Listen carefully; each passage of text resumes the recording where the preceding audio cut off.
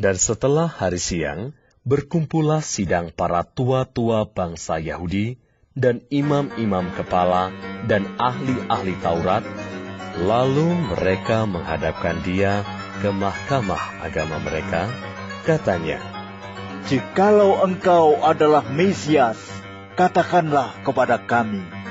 Jawab Yesus, "Sekalipun aku mengatakannya kepada kamu, namun kamu tidak akan percaya.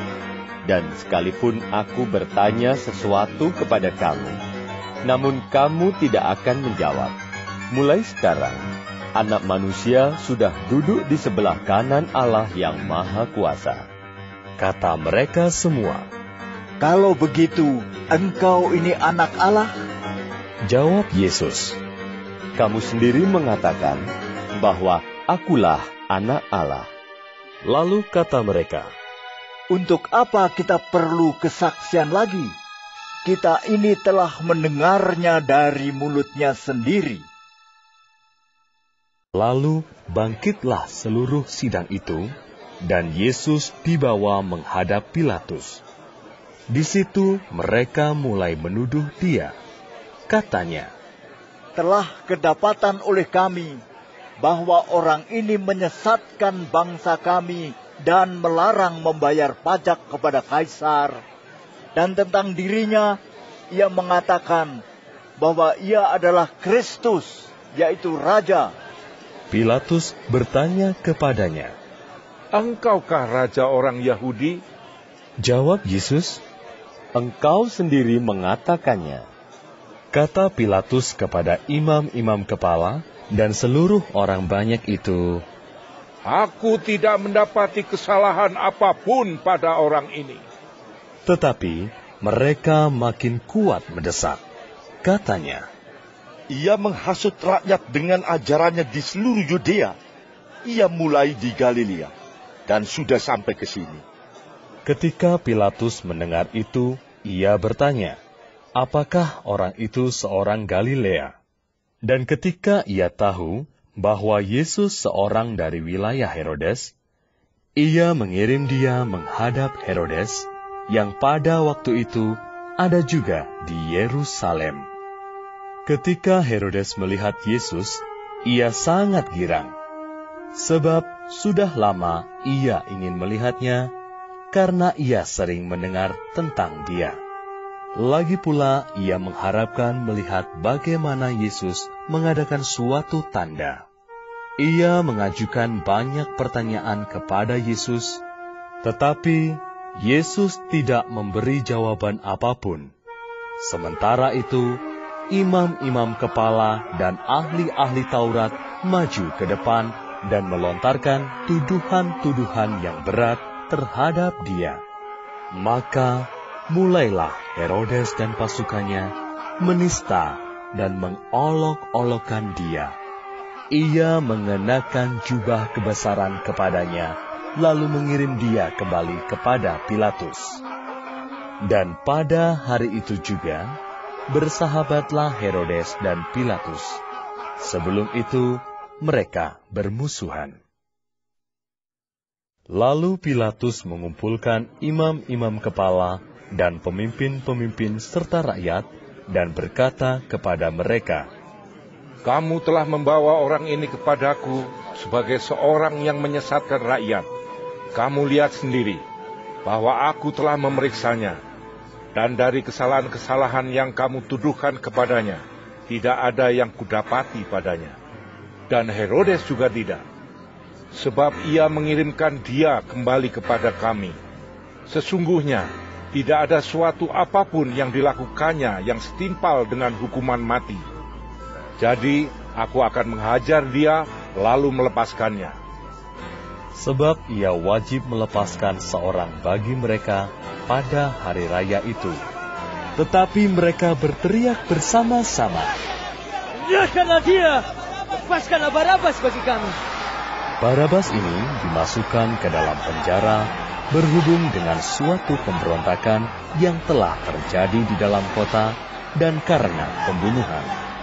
Sekali lagi, Pilatus berbicara dengan suara keras kepada mereka karena ia ingin melepaskan Yesus. Tetapi mereka berteriak membalasnya. Katanya, "Salibkanlah dia! Salibkanlah dia!" Kata Pilatus untuk ketiga kalinya kepada mereka, Kejahatan apa yang sebenarnya telah dilakukan orang ini? Tidak ada suatu kesalahan pun yang kudapati padanya yang setimpal dengan hukuman mati. Jadi, aku akan menghajar dia, lalu melepaskannya. Tetapi dengan berteriak, mereka mendesak dan menuntut supaya ia disalibkan. Dan akhirnya mereka menang dengan teriak mereka. Lalu Pilatus memutuskan supaya tuntutan mereka dikabulkan. Dan ia melepaskan orang yang dimasukkan ke dalam penjara karena pemberontakan dan pembunuhan itu sesuai dengan tuntutan mereka. Tetapi Yesus diserahkannya kepada mereka untuk diperlakukan semau-maunya. Ketika mereka membawa Yesus, mereka menahan seorang yang bernama Simon dari Kirene yang baru datang dari luar kota, lalu diletakkan salib itu di atas bahunya supaya dipikulnya sambil mengikuti Yesus. Sejumlah besar orang mengikuti dia. Di antaranya banyak perempuan yang menangisi dan meratapi dia. Yesus berpaling kepada mereka dan berkata, Hai putri-putri Yerusalem, janganlah kamu menangisi aku, melainkan tangisilah dirimu sendiri dan anak-anakmu. Sebab lihat, akan tiba masanya orang berkata, berbahagialah perempuan mandul dan yang rahimnya tidak pernah melahirkan, dan yang susunya tidak pernah menyusui. Maka orang akan mulai berkata kepada gunung-gunung, runtuhlah menimpa kami, dan kepada bukit-bukit, timbunilah kami. Sebab, jikalau orang berbuat demikian dengan kayu hidup, apakah yang akan terjadi dengan kayu kering? Dan ada juga digiring dua orang lain, yaitu dua penjahat, untuk dihukum mati bersama-sama dengan dia. Ketika mereka sampai di tempat yang bernama Tengkorak, mereka menyalibkan Yesus di situ, dan juga kedua orang penjahat itu, yang seorang di sebelah kanannya, dan yang lain di sebelah kirinya. Yesus berkata, Ya Bapa, ampunilah mereka, sebab mereka tidak tahu apa yang mereka perbuat. Dan mereka membuang undi untuk membagi pakaiannya. Orang banyak berdiri di situ dan melihat semuanya.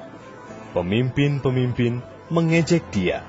Katanya, Orang lain ia selamatkan. Biarlah sekarang ia menyelamatkan dirinya sendiri, jika ia adalah Mesias, orang yang dipilih Allah. Juga prajurit-prajurit mengolok-olokkan dia. Mereka mengunjukkan anggur asam kepadanya dan berkata, Jika engkau adalah raja orang Yahudi, selamatkanlah dirimu. Ada juga tulisan di atas kepalanya, Inilah raja orang Yahudi. Seorang dari penjahat yang digantung itu menghujat dia, katanya, Bukankah engkau adalah Kristus? Selamatkanlah dirimu dan kami. Tetapi yang seorang menegur dia, katanya, Tidakkah engkau takut juga tidak kepada Allah, sedang engkau menerima hukuman yang sama?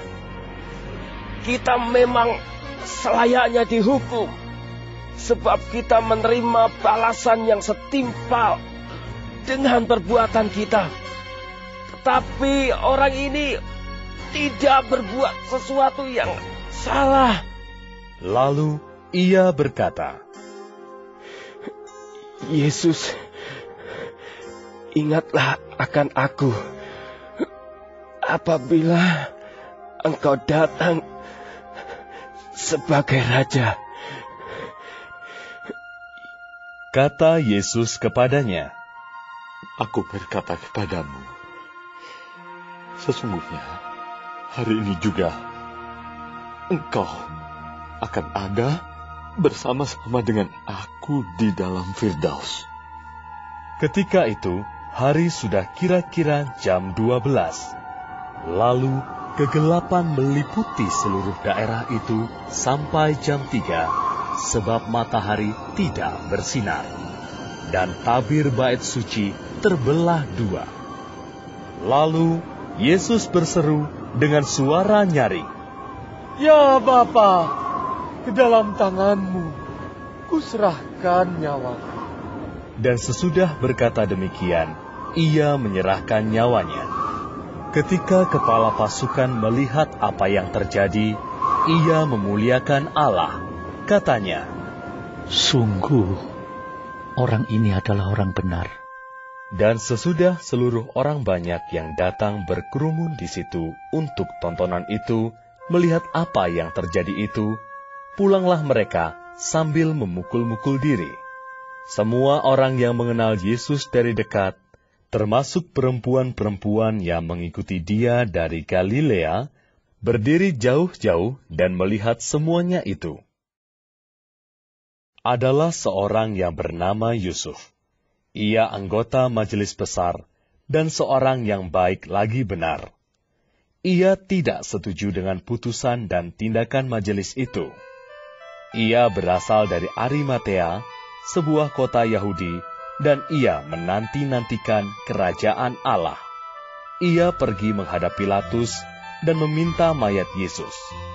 Dan sesudah ia menurunkan mayat itu, ia mengapaninya dengan kain lenan, lalu membaringkannya di dalam kubur yang digali di dalam bukit batu, di mana belum pernah dibaringkan mayat.